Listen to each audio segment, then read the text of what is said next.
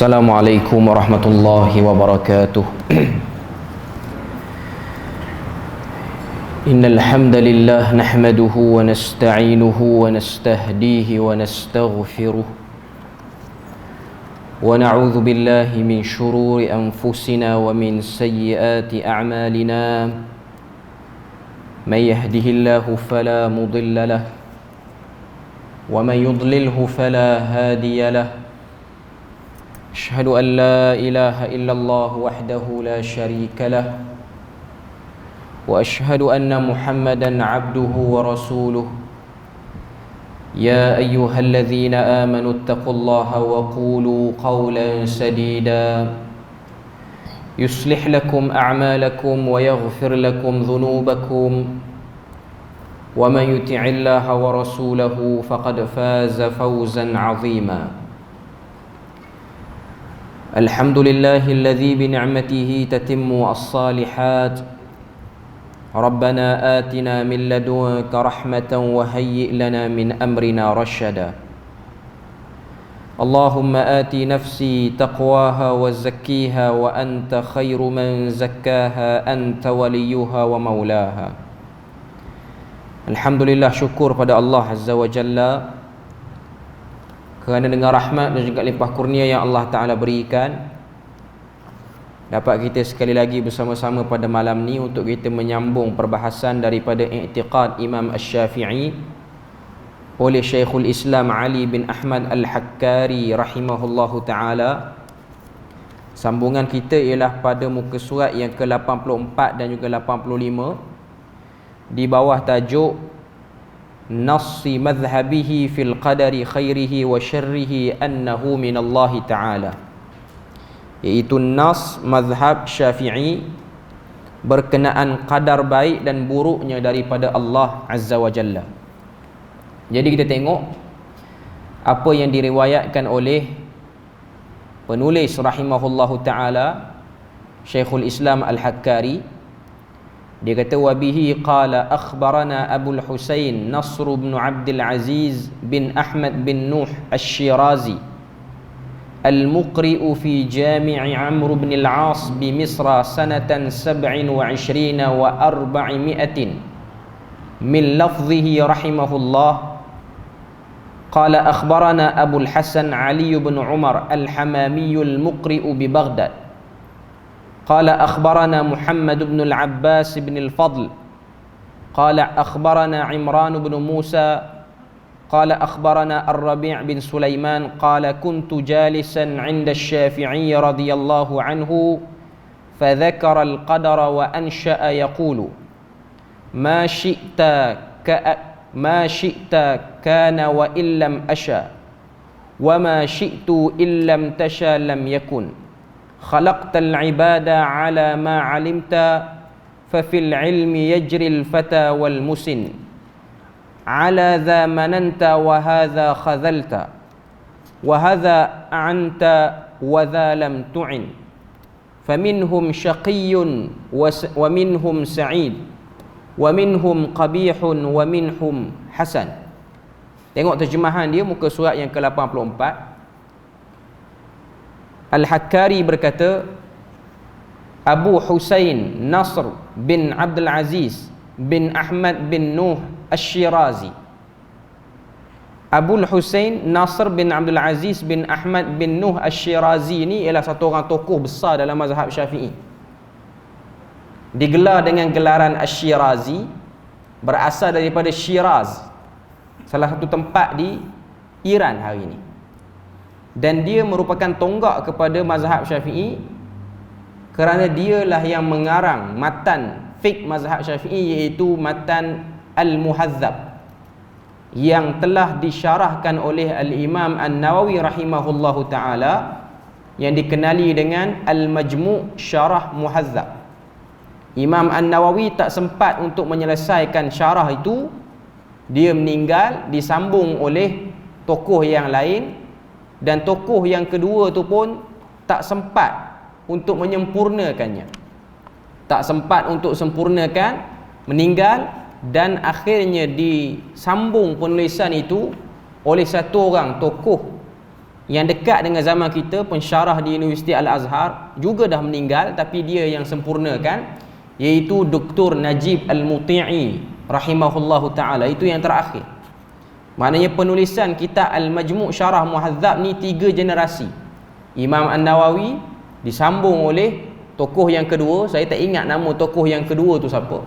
Kemudian tokoh yang ketiga iaitu Dr. Najib Al-Muti'i.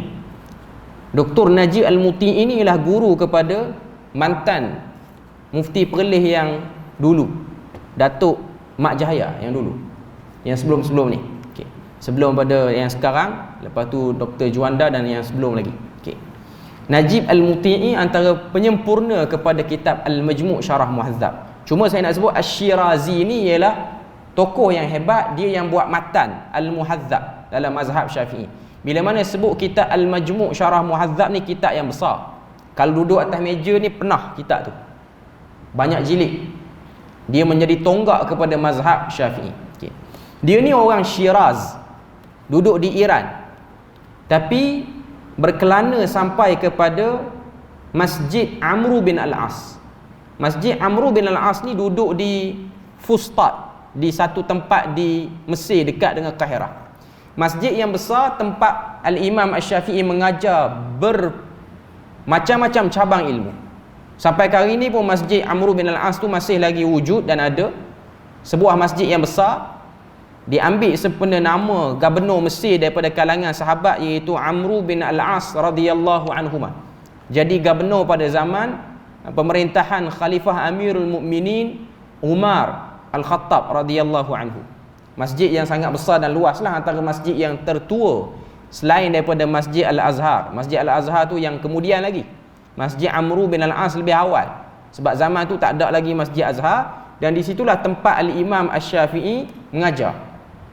Sehingga di usia akhirnya Allah Ta'ala uji Imam Asy-Syafi'i dengan sakit buasir, dan dia meninggal dengan sakit itu. Ada sebahagian para ahli sejarah mengatakan Imam Asy-Syafi'i ni dia meninggal dengan sebab penyakit buasir yang teruk. Penyakit buasir yang teruk dialami oleh Imam Asy-Syafi'i ni, kalau dia mengajar, dia akan keluar darah macam perempuan yang datang haid dan istihadah, sampai penuh tempat yang dia duduk. Mengingatkan kita kepada seorang sahabat Nabi yang kena sakit buasir, iaitu Imran bin Husain. Imran bin Husain adalah sahabat Nabi yang Allah Ta'ala uji dengan sakit buasir, tapi dia sabar. Allah Ta'ala beri kelebihan pada dia, doa dia mustajab. Dan antara kemuliaan yang Tuhan beri pada Imran bin Husain ni ialah selalu diberi salam oleh malaikat. Hari-hari dia akan perasan satu orang tak dikenali beri salam pada dia. Sehinggalah dia tak tahan dengan sakit buasir tu, dia pergi berubat. Tapi dia berubat dengan perubatan yang Nabi, bukan Nabi larang secara total, tapi Nabi suruh elakkan, iaitu berubat menggunakan kail, iaitu menggunakan besi panas yang ditekak pada badan, ataupun besi yang macam paku tu yang dipanaskan sampai merah, kemudian diletakkan di poin-poin badan pada urat tertentu. Sampai sekarang perubatan tu ada. Nabi kata umat aku ni akan masuk syurga tanpa hisap, kecuali beberapa golongan. Maknanya dia akan masuk syurga juga, tapi dia masuk syurga tu dia ada hisap. Nabi kata yang masuk syurga tanpa hisap ni, yang pertama ialah yang tidak percaya kepada tirah, iaitu sial. Dia tak percaya pada sial majal, dia hanya bertawakal kepada Allah Azza wa Jalla. Yang kedua ialah mereka bila mana sakit, dia tak berubat dengan pilihan dia sendiri. Yang ni dah kita bahas sebelum ni. Tak berubat ni ialah perubatan, ialah penyakit yang hanya pada duduk badan dia je. Dia tak sebar pada orang. Sakit buah pinggang, duduk sebelah sakit, orang sakit buah pinggang, dia tak akan berjangkit pada kita. Dia tak berubat. Sebab apa? Sebab dia tak nak berubat. Dan dia pun tak merungut, dia tak berubat. Dia ada orang dia tak berubat, tapi dia duduk merungut, jumpa orang dia sebut sakit. Yang tu tak masuk dalam hadis tu. Yang Nabi kata ni yang mulut diam, tak kata apa. Ada orang seperti itu, tapi tak ramai di kalangan umat Nabi. Yang ni masuk syurga tanpa hisap. Dan yang ketiga, Nabi kata dia tidak berubat dengan kail. Kail tu ialah besi panas. Perubatan seperti ni ada di setengah-setengah tempat di Arab Saudi. Dan yang paling paling banyak ialah di Morocco, tepi-tepi jalan pun ada orang buat. Biasanya orang sakit stroke ataupun orang sakit urat tertentu ataupun orang luka yang lambat sembuh dengan sebab ada penyakit sampingan, diabetes ke apa yang menyebabkan dia lambat sembuh. Jadi dia akan guna kaedah seperti itu, iaitu ditekap tempat luka ataupun tempat-tempat yang urat manusia ni lah dengan besi, sama ada besi tu dalam bentuk kepingan ataupun besi tu bentuk dia macam paku. Dia akan tekap, nangis ataupun tidak kena. Of course orang yang kena tu mesti menjerit lah. Okay. Nabi tak bagi berubat cara tu. Sebab berubat cara tu dia tidak kata apa, dia akan beri kesan kepada badan kita. Mungkin penyakit tu akan baik, tapi dia macam merosakkan badan kita juga. Tuan-tuan boleh bayang luka kita tekap dengan sekeping besi, apa jadi pada tempat tu? Dia akan besarlah kawasan tu, dia akan ada luka yang lain pula. Jadi melukakan tanpa sebab, benda tu tidak dibenarkan secara syarak, tak sampai haram. Cuma nak kata pada kita Nabi tak suka. Imran bin Husain ni dia sakit buasir, dia pergi berubat dengan cara macam tu, sehingga dia perasan malaikat 3 hari tak beri salam pada dia. Dia tanya Nabi dan Nabi pun tanya pada dia, clarify dia, apa kamu buat sebelum pada ni? Dia kata dia pergi jumpa tukang kail. Okay. Cuma nak sebutnya Imam Syafi'i pun kena penyakit tu. Okay. Itu sebahagian yang mengatakan Imam Syafi'i di Masjid Amr bin Al-As ni, di situlah tempat dia mengajar. Sebab dia meninggal kerana sakit buasir, dan yang kedua dikatakan dia meninggal kerana dipukul, terkena satu pukulan. Pukulan tu dipukul oleh satu orang Arab, satu orang Mesir lah, orang tempat tu, orang Qibti. Orang Mesir ni bukan orang Arab, cuma dia bercakap dengan bahasa Arab. Dan yang pukul tu dia pelampau kepada mazhab Maliki. Dia tak setuju dengan Imam Syafi'i.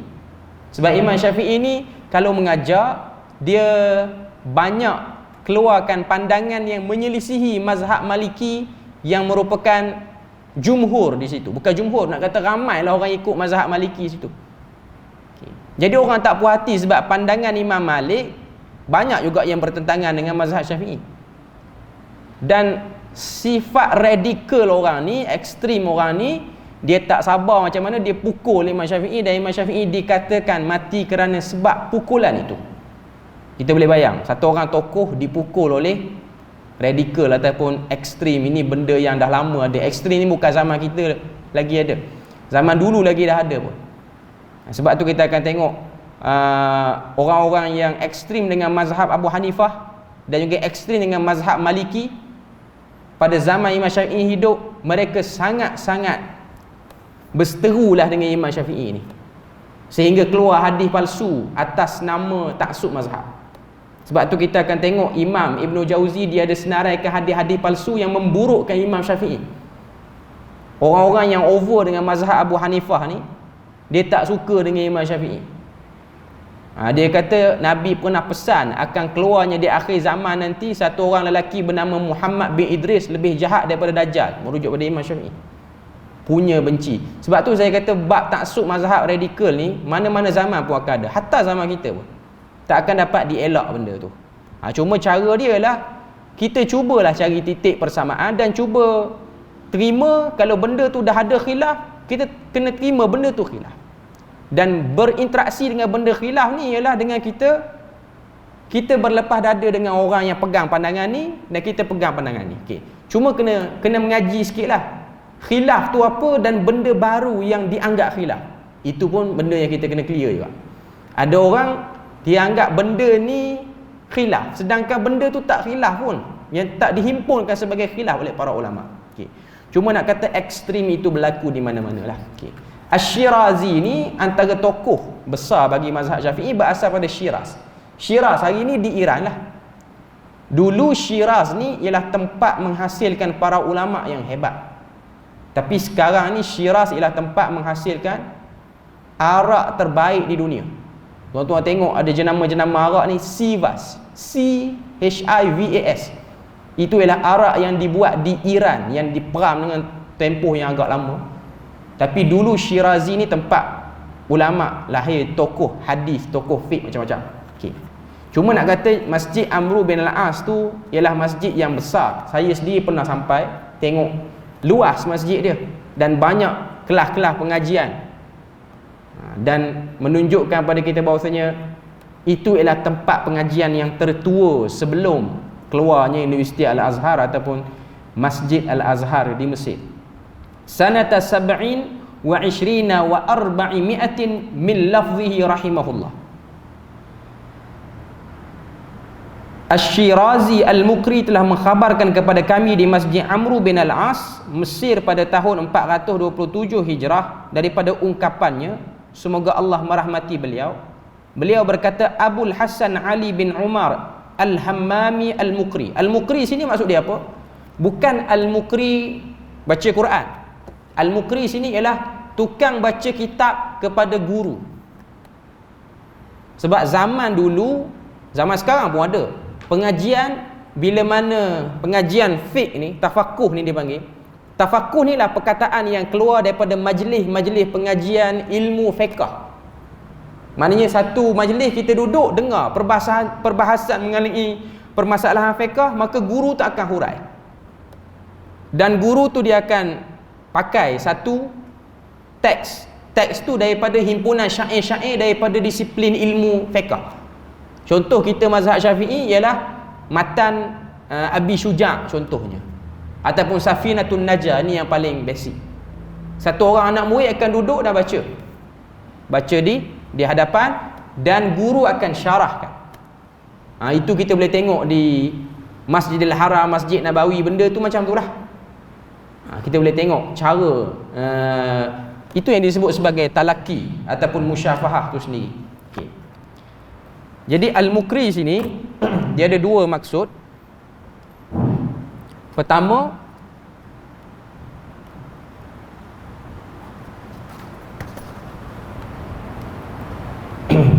okey. Dengar ke? Tak dengar kot.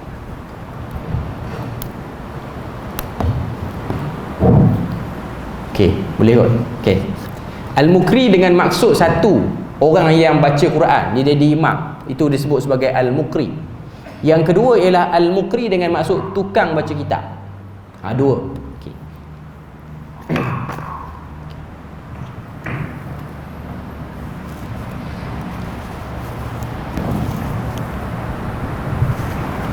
Okey. Jadi itu gelaran dia lah. Okay. Jadi Al-Mukri sini ialah tukang baca kitab lah. Bi Baghdad. Dia sebut sini, beliau berkata, Abul Hasan Ali bin Umar Al-Hammami Al-Mukri telah mengkhabarkan kami di Baghdad. Maknanya Al-Hakkari ni dia cek sanad punya banyak, dan Asy-Syirazi ni pun sebelum dia pergi ke Mesir, dia pun dah berada di Baghdad, dengar tentang cerita Imam Syafi'i ni. Sebab Imam Syafi'i sebelum dia pergi ke Mesir, dia duduk di Baghdad dulu, duduk di Iraq. Okay. Beliau berkata, Muhammad bin Al-Abbas bin Al-Fadl memberitahu kami. Beliau berkata, Imran bin Musa memberitahu kami. Beliau berkata, Rabi' bin Sulaiman. Ini antara murid kanan Rabi' bin Sulaiman selain daripada Imam Al-Muzani. Rabi' bin Sulaiman ni melazimi Imam Syafi'i di Baghdad. Adapun Al-Muzani melazimi Imam Syafi'i di Mesir dalam tempoh yang agak lama. Okay. Telah memberitahu kami, beliau berkata, aku pernah duduk di sisi Asy-Syafi'i, semoga Allah meredai beliau. Lalu beliau menyebut tentang qadar. Qadar ni ialah qada dan qadar yang kita duk selalu sebut dan kita belajar dalam bab rukun iman. Okay. Apa yang dia sebut? Dia kata beliau menyebut tentang qadar dengan nada bersyair. Imam Syafi'i ni memang dia suka bersyair, dan syair ni ialah benda yang biasa bagi orang Arab. Sebab tambah pula Imam Syafi'i ni dia keturunan yang dekat dengan Nabi, dan dia pun selain pada hebat fiqh, dia pun ada juga kitab berkenaan dengan himpunan syair. Sebab tu kita tengok Diwanus Syafi'i ialah himpunan syair Imam Syafi'i. Okay. Tengok syair dia kata, ma syi'ta kana wa illam asya wa ma syi'tu illam tasha lam yakun. Segala kehendakmu pasti berlaku sekalipun aku tidak menginginkannya.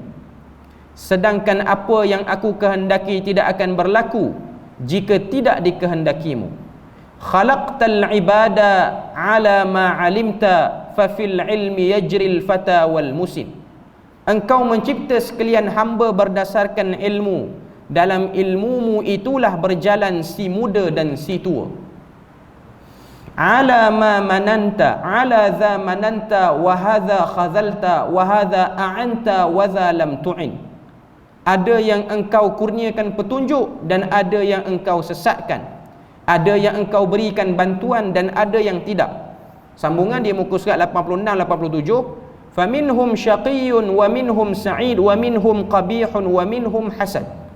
Ada yang sengsara dalam kalangan mereka, ada yang bahagia, ada yang hodoh dalam kalangan mereka dan ada yang cantik. Okay. Selain daripada dalam kitab ni, syair Imam Syafi'i ni juga diriwayatkan oleh Al-Imam Al-Baihaqi. Maknanya nak beritahunya bahawasanya dalam bab syair ini dia agak terkenal lah. Okay. Apa yang Imam Syafi'i lafazkan dalam syair ni? Kita tengok dalam syarah dia kata apa? Hadhihi al-abyat allati naqalat 'anil Imam Syafi'i rahimahullahu bis-sanad fiha isbatul muallif rahimahullah lil qadari bi masyiatillah azza wa jalla wa annahu al-khaliqu lil ibad wa anna al-qadara nafidhun ala jami'il makhluqat. Okay.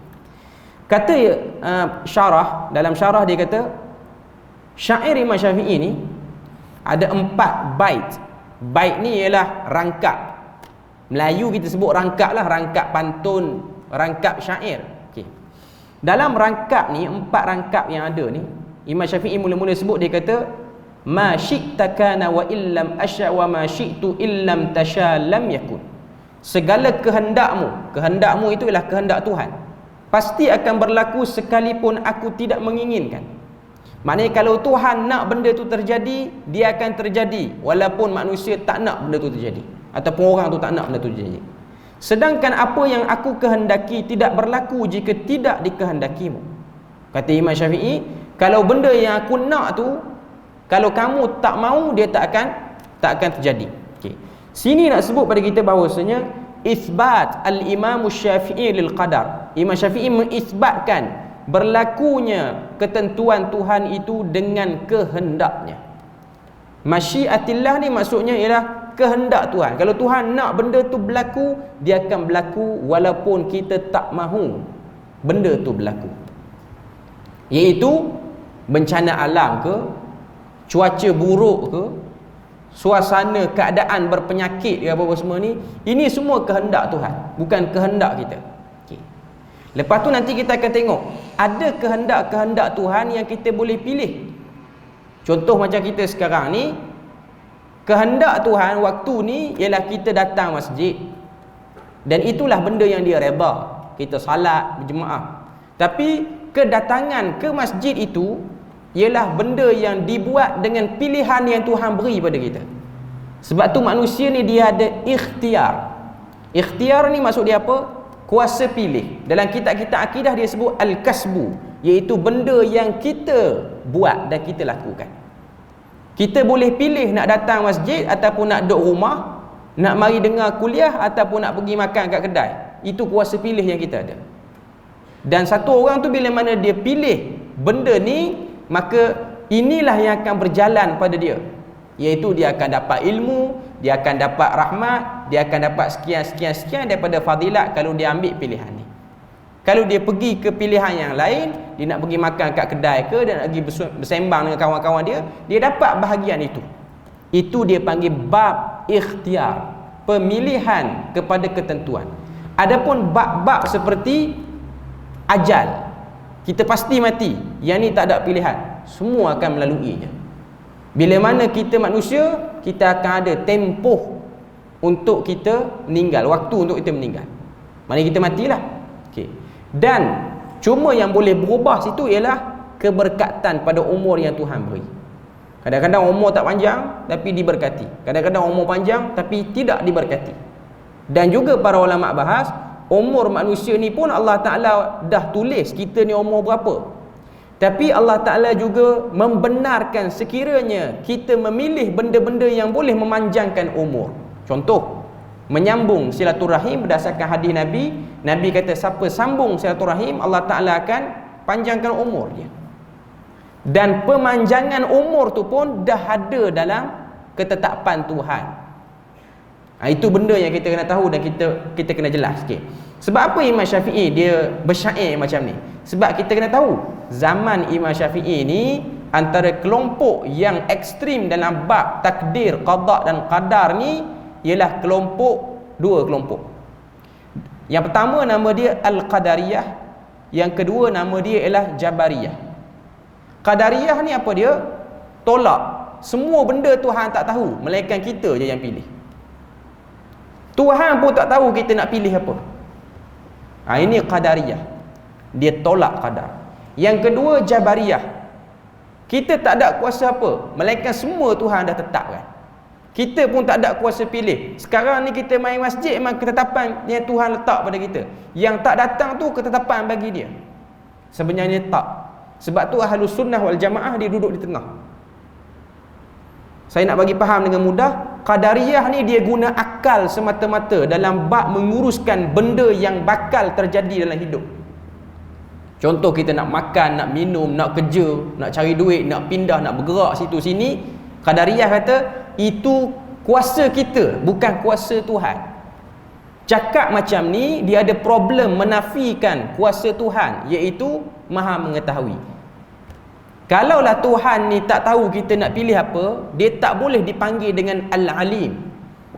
Sebab Al-Alim tu ialah maksudnya Maha mengetahui. Al-Khabir ialah lebih mengetahui. Alim dengan khabir ada beza. Al-Alim maksudnya lah mengetahui benda-benda yang besar. Contoh, akan berlakunya pertukaran cuaca daripada panas ke sejuk, itu benda besar. Al-Khabir ialah benda-benda kecil. Contoh, satu orang manusia tu dia akan terkena benda ni lepas pada ni. Maknanya Tuhan ni dia tahu sampai kepada berapa helai daun yang akan gugur hari ni pun Tuhan tahu. Dan pergerakan darah dalam tubuh manusia pun Tuhan tahu. Rahim-rahim perempuan yang bakal melahirkan dan tidak melahirkan pun Tuhan akan tahu. Itu dia panggil khabir. Alim ni umum. Manusia ada berapa, matahari, bulan, pengurusan benda-benda yang besar dan benda-benda yang kasar secara umumnya lah. Okay. Golongan Qadariyah dia kata kita ni nak jadi jahat, nak jadi baik, itu ialah kehendak kita dan Tuhan tak tahu pun. Kata macam ni kita dah nafikan satu sifat Tuhan, iaitu Al-Alim Al-Khabir. Okay. Yang kedua ialah Jabariyah. Dia kata kita semua ni majbur. Majbur ni maksud dia apa? Dipaksa untuk ikut sistem yang Tuhan dah letakkan. Maknanya kita semua ni ialah robot sahaja yang jalankan perancangan Tuhan. Tidak seperti itu. Yang ni pun over juga pandangan macam ni. Okay. Ahlus Sunnah wal Jamaah, sebab tu kata para ulama, Ahlus Sunnah wal Jamaah ni selain daripada nama Ahlus Sunnah wal Jamaah tu, antara nama yang diberikan oleh para ulama kepada kumpulan Ahlus Sunnah wal Jamaah ni ialah Ahlul Insaf wal I'tidal. Al-i'tidal tu maksudnya ialah pertengahan. Kita beriman bahawasanya segala benda ni Tuhan yang buat dan Tuhan dah tentukan. Kita nak jadi macam ni, kita nak kerja macam ni, kahwin umur ni, mati umur ni, anak berapa orang, anak mati dulu ke, kita mati dulu ke, itu semua Tuhan tahu. Cuma Ahlus Sunnah wal Jamaah juga menerima bahawasanya ada kuasa ikhtiar pada manusia. Manusia dia ada kuasa, dia boleh usaha. Itu yang benda yang Tuhan dah tetapkan. Sebab itulah kalau kita tengok kaedah Ahlus Sunnah ni, ianya bertepatan dengan ayat Quran. Tuhan kata kami akan uji kamu ayyukum ahsanu amala.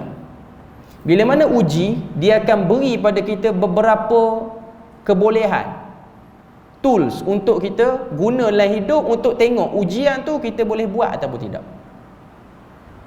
Contoh dalam peperiksaan, masuk periksa, orang yang buat soalan dia akan hidangkan jawapan.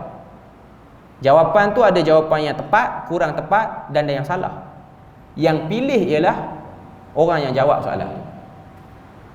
Orang yang jawab soalan. Kalau dia jawab dengan soalan yang salah, natijahnya dia dipotong markah. Kalau dia jawab pilih soalan yang betul, dia akan dapat. Sebab hidup itu ialah sebuah ujian. Sebab tu Ahlus Sunnah wal Jamaah dia kata macam tu. Sebab memang Nabi pun menunjukkan ke arah benda tu. Setiap kita ni dipilih, dan setiap kita ni diberi kuasa pilih untuk nak fokus ataupun nak lalai. Kita diberi kuasa pilih. Tengok apa lagi yang disebut dalam syarah ni, dia kata wa annal khaliqu lil ibadi wa annal qadara nafidhun ala jami'il makhluqat wa anna Allah lahu al hikmatul balighah fi mufawatathu baina khalqihi fa kaunuhu fawitun baina ibadihi. Okay. Kata syarah ni, dia kata proses ni, sistem ni dia jadi macam tu. Tuhan dia tahu semua dah. Kita nak jadi jahat ke jadi baik ke, hatta dia dah tahu pun kita ahli syurga ataupun ahli neraka. Tapi kenapa dia berikan pada kita satu tempat di dunia, dia berikan pada kita panca indera, pendengaran, penglihatan, percakapan, deria, rasa semua ni, sehingga kita masih lagi diberi medan untuk pilih baik ataupun betul. Sebab itu semua hikmah balik pada Allah Azza wa Jalla. Sebab apa dia buat macam tu? Sebab dia Tuhan, ikut suka hati dia nak buat macam tu. Cuma kerja kita bukan persoal program dia. Kerja kita ialah kita ikut tak seperti mana yang diarahkan dalam program tu. Sebab apa kita tak boleh persoal? Sebab kita dah guna semua fasiliti Tuhan, melainkan kita yang cipta fasiliti kita sendiri. Tuan-tuan boleh nampak benda tu. Contoh, kita didanai oleh satu orang. Dia bagi kita semua, duit bagi, rumah bagi, apa semua bagi. Lepas tu dia kata kamu boleh guna semua benda ni dengan syarat kamu kena buat satu kerja ni. Kita pula persoal, kenapa saya kena buat kerja ni? Kenapa? Apa tujuan? Lepas tu yang bagi dana tu kata, ini ialah projek saya. Saya yang nak kamu buat benda ni, dan saya dah bagi semua kemudahan untuk kamu jayakan program ni. Yang buat program itu dia ada matlamat dia, dan dia ada satu benda yang dia nak. Sama juga macam Tuhan, dan Tuhan lebih lagi pada tu. Tuhan bila mana dia buat manusia, dia buat makhluk jin manusia ni, dia ada benda yang dia nak daripada dua makhluk ni. Dan benda yang dia nak tu kebaikan balik pada makhluk, bukan pada dia. Sebab dia tidak menerima apa-apa manfaat pun daripada derhaka dan taatnya makhluk dia. Yang ada masalahnya kita. Sebab tu hari ni bila mana berlaku peningkatan orang yang tak percaya pada ketentuan Tuhan, bukan salah Tuhan yang zalim, bukan salah kurangnya hujah agama nak jawab dia orang ni, ialah kurangnya dia orang menggunakan panca indera, kekuatan tubuh badan dia orang untuk faham apa sebenarnya benda yang sedang berlaku ni. Sebab tu kalau kita bercakap dengan orang yang ateis, orang yang tak percaya takdir Tuhan apa-apa semua ni, macam mana kita nak jawab dia? Kita tak boleh jawab dia sehingga dia beritahu dekat mana yang dia tak puas hati dan dia rasa kurang tu.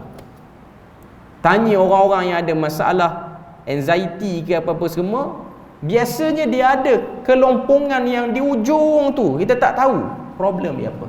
Walaupun adalah pakar-pakar tertentu dia kata sebenarnya orang yang ada masalah gangguan mental ni bukan masalah gangguan iman ataupun kurangnya iman. Okey, kita terima bab tu, cuma nak beritahunya bahawasanya bila mana kita cek balik, rupa-rupanya dia ada masalah pada kekosongan jiwa. Sebab manusia ni Tuhan dia cipta kita, dia beri pada kita perasaan, emosi, laluan lintasan hati. Ini satu benda yang dari segi klinikal, dari segi makmal pun tak boleh nak kaji. Macam mana manusia dia ada lintasan hati? Lintasan tu bermula di kepala ke, bermula dalam jantung ke, tak diketahui. Tapi manusia ni dia boleh bermonolog dengan diri dia, dalam diri dia boleh bermonolog, dia boleh bercakap, aku nak pilih yang ni. Itu satu bab keajaiban. Dan Al-Imam Ibn Al-Qayyim antara yang awal membahaskan benda ni, itulah yang disebut sebagai roh. Sebab tu roh tak dapat dikesan kat mana dia duduk dalam badan kita, exactly tempat dia duduk macam mana. Tapi yang pasti manusia kalau tak ada roh, jasad dia tak ada function. Dia mesti kena ada roh.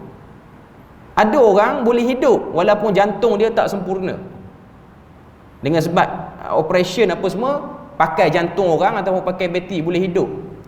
Adakah satu orang manusia tu dia boleh hidup kerana jantung semata-mata? Itu perbahasan yang masih lagi belum dijawab sebenarnya. Sebab tu kita tengok ada beberapa orang saintis daripada Rusia, dia buat eksperimen lama dah, tapi dia buat pada anjing. Anjing yang dah mati, lepas tu dia tukar darah anjing yang dah mati tu dengan darah lain. Dia cuba nak gerakkan benda yang dah mati. Eksperimen ni eksperimen gila lah zaman tu. Boleh tak anjing ni hidup? Maknanya benda yang dah mati, totally dah mati, dia punya organ dalaman dah stop. Jadi dia orang ni fikir, macam mana kita nak bagi dia ni boleh hidup balik? Jadi dia pun buat pergerakan darah dalam organ-organ macam tubuh yang sihat. Dia ejah darah sampai mengalir dalam, bergerak balik dalam jantung apa semua.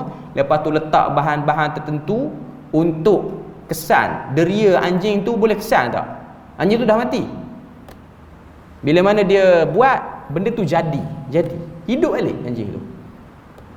Baru ni dengar kata Cina nak buat balik benda tu. Wallahu alam eksperimen tu jadi atau tidak. Dia bukan hanya sekadar itu. Okay. Bila bercakap tentang iman, dia lebih lagi daripada tu. Takdir ni lebih daripada tu. Dia berkait dengan satu benda yang manusia tu sendiri, individu, by individu tu sendiri dia akan tahu dekat mana dia kurang. Benda ni dia agak filosofi sikit, tapi nak sebut pada kita, agama Islam ni dia meraihkan benda tu dan dia bahas bab tu untuk jaga manusia ni bila mana hidup, dia tidak memberontak luar daripada batasan yang dia sepatutnya boleh buat ataupun dia kena buat. Selain pada tu yang dia sebut sini, fa'ana ba'dhum wa lam yu'inul ba'd al-akhar mabniyun ala ilmihi subhanahu wa ta'ala bi ahwali ibadihi wa ma yuslihu ahwalahum fahuwa alimun bidzawati allati tuslihu lil i'anati wa lil hidayah fahuwa yahdina wa yamunnu alaina 'alaiha bil hidayah bi rahmatihi wa ihsanihi. Selain pada tu, kita tengok apa lagi yang disebut oleh al-Imam Asy-Syafi'i, khalaqtal ibada ala ma 'alimta fa fil ilmi yajril fata wal musin. Engkau mencipta sekalian hamba-hamba berdasarkan ilmumu, dan ilmumu itulah berjalan si tua dan si muda. Apa maksud dia? Khalaqtal ibada ala ma 'alimta li'anna al-ilma huwa awwalu maratibul qadar. Sini dia sebut dalam bab qadar ni dia ada beberapa martabat. Dia ada beberapa kedudukan. Yang pertama ialah ilmullah al-azali, ilmu Allah yang sejak azali lagi. Kita pun sebut perkataan azali, maknanya sejak daripada awal-awal dulu lagi. Allah Ta'ala sendiri yang nak buat benda ni, dia yang rancang benda ni, dan kita tak boleh petikai perancangan ni. Sebab apa? Sebab kita tidak ada kuasa ketuhanan untuk petikai pun. Dan lebih memalukan manusia kalau dia petikai kuasa Tuhan dalam keadaan dia guna nikmat Tuhan. Itu ialah orang yang tak mengenang budi. Dah guna semua fasiliti, lepas tu persoal, ni apa punya program ni? Tapi dah ambil banyak dah pun, dah hidup, dah makan, dah minum, dah bergerak atas muka bumi, dah menikmati sebahagian besar daripada nikmat hidup. Okay. Wal ilmu huwa as-sabiqu wal ilmul azali thumma al-kitabah. Kemudian yang kedua, lepas daripada ilmu Allah, maknanya sebelum ada alam, sebelum dicipta muka bumi apa semua ni, maka berlaku ketetapan yang kedua yang disebut sebagai al-kitabah. Kitabah ni maksudnya lah ditulis apa yang Tuhan nak. Itu yang Quran beritahu dan Nabi beritahu.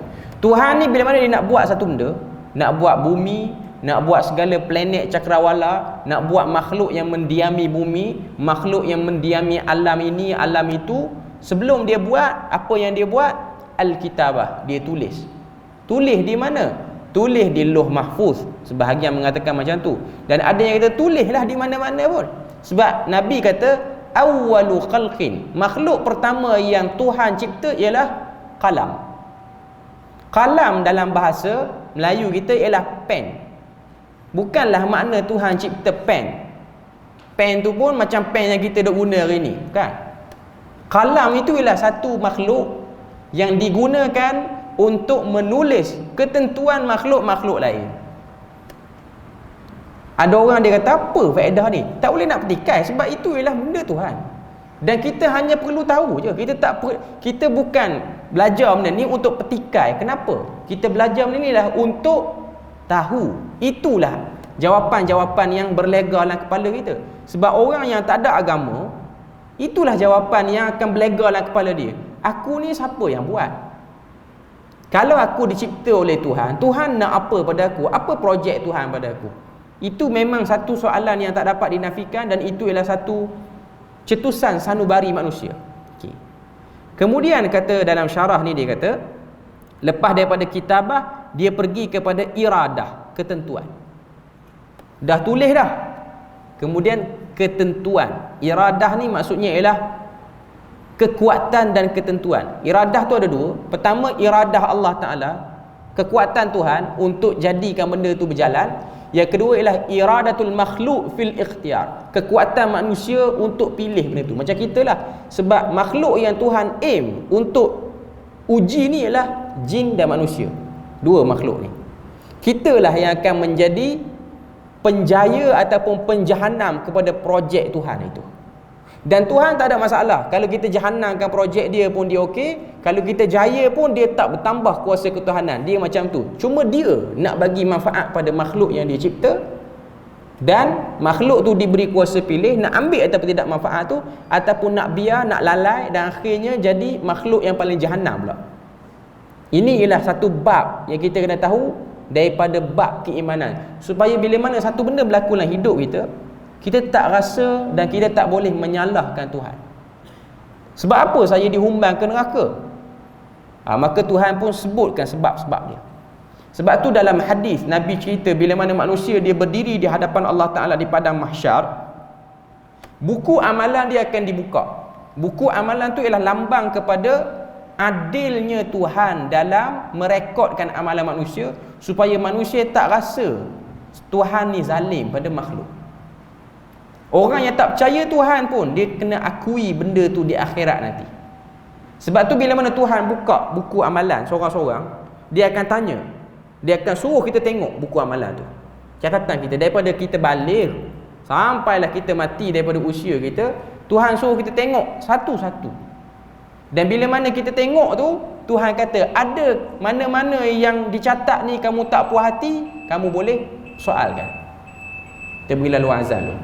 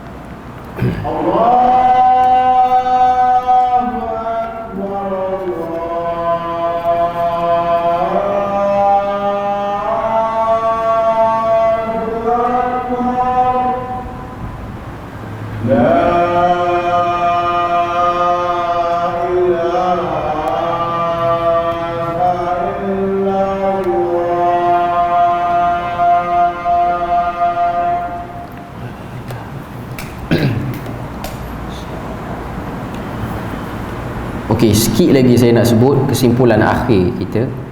Kesimpulan akhir kita sebelum kita tutup kuliah kita ialah nak bagi tahu Al-Imam Asy-Syafi'i, dia nak sebut pada kita qadar Allah Ta'ala itu akan berlaku dengan kehendak dia. Itu dia sebut secara ringkas. Cuma secara umum yang dibahagikan oleh para ulama ialah 4, iaitu al-ilmu, al-kitabah, al-iradah, al-ijad. Itu 4. Okey. Al-ilmu ialah ilmu Tuhan, kitabah ialah Tuhan dah rekodkan semua benda tu, al-iradah iaitu kekuatan Tuhan dan kuasa pilih makhluk itu, al-ijad perlaksanaan benda tu akan berlaku. Macam kita sebut tadilah, bila mana satu orang tu dia pilih yang ni, akibat dia akan dapat macam tu lah sampai ke penghujungnya. Contoh dia pilih nak jadi jahat, maka penghujungnya pun dia akan dapat keburukan. Kalau di pertengahan jalan tu dia nak patah balik pada baik, itu cerita lain.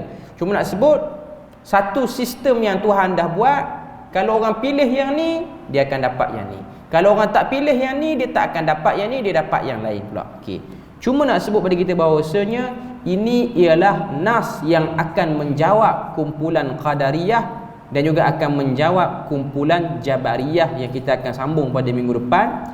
Sambungan matan ni muka surat yang ke-87 tu. Jadi kita berpada situ untuk malam ni. Moga Allah Ta'ala beri pada kita rahmat dan berkat. Subhanakallahumma wa bihamdik, asyhadu an la ilaha illa anta wa astaghfiruka wa atubu ilaik. Wassalamualaikum warahmatullahi wabarakatuh.